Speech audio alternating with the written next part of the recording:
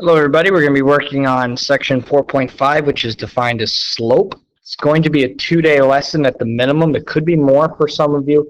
This is an important concept. I don't think it's really difficult, but you need to know it in order to be able to move on to more difficult stuff. So, slope, as defined, is always known as two words, rise over run, and we've talked about that in at least 8th grade, probably 7th grade as well. In algebra, we now like to use this terminology. The delta symbol is a triangle, and it means change in. So this means change in the y's over the change in the x's. That usually means subtraction.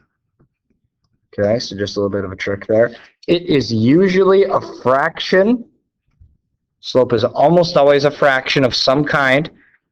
And the y values, or the top or the rise, is always going to be up and down, positive being up, negative being down.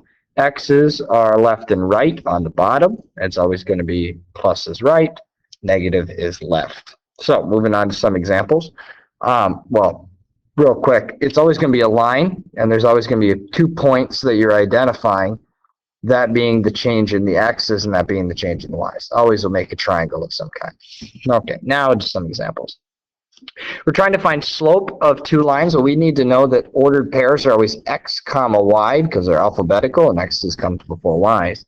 And so what we're going to do is we are going to find the change in the y's on the top, and we're going to find the change in the x's on the bottom. Now you need to pick an ordered pair, and you need to always start from 1 and go to 2, or go from 2 back to 1. It doesn't matter. I'll show you both ways. So I'll start by going from 1 to 2 first. So I take the 4, and I'm going to subtract the 0 because I'm doing the change in the y's. And on the bottom, I'm going to do the 3 minus the 1. And then I simplify into 4 over 2, or 2 over 1, or just 2. Now, if I went the other way and I decided to start at 2 and go to 1, it'd be similar, except to be 0 minus 4. But I have to all now start at 1 minus 3. The biggest mistake I see is a student will go 0 minus 4, and then they'll go 3 minus 1. Don't do that, okay, because then you're going to get a wrong answer. So here this would be negative 4 over negative 2, which is the same 2 over 1, or just 2. So it doesn't matter which direction you go. Alrighty. Let's pause and give this a try. See how it goes. Couldn't get that E to work. Alrighty, so I would have gotten 5 minus 4 on the top, or 4 minus 5. It doesn't matter. And then I would have done 3 minus 1 on the bottom, which would have given me the fraction 1/2. That should have been my slope. If you went the other way, you would have gotten negative 1 over negative 2, but then you would have simplified it back to that. Alrighty, let's try 2 more.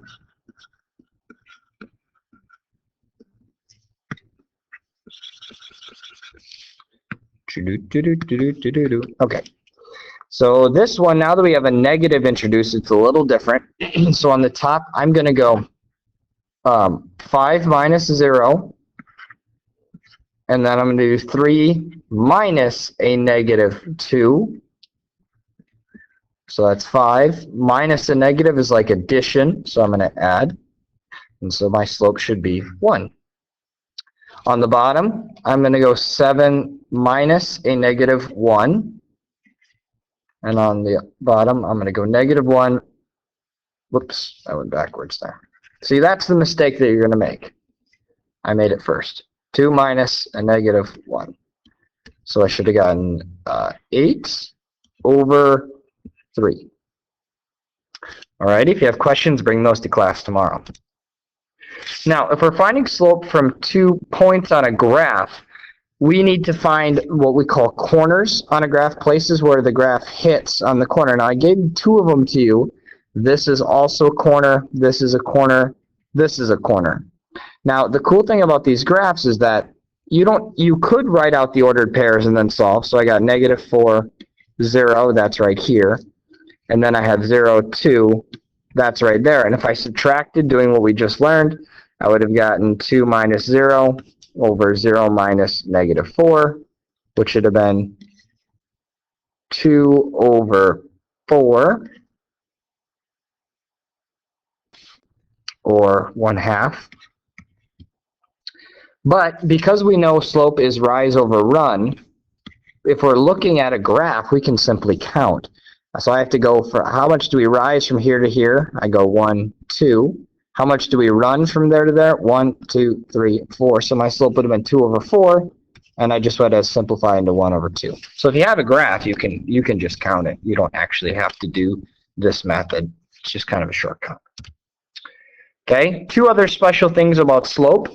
Slope of 0 is when you have something like this. After you subtract the numbers, it's 0 divided by 6, which equals 0. A slope of 0 means that your graph, whoops, that's not right. Your graph is the horizon. Okay, it's going across like this. And a slope of something where you're divided by 0, that's no solution or undefined, because you can't divide by 0. That means your line is going straight up and down. And you'll see those pretty quick. Okay, here's some examples that I want you to work on in class tomorrow. And then, of course, we will spend a second day on this, getting more into like the story problem aspect of it. All right, have a great night.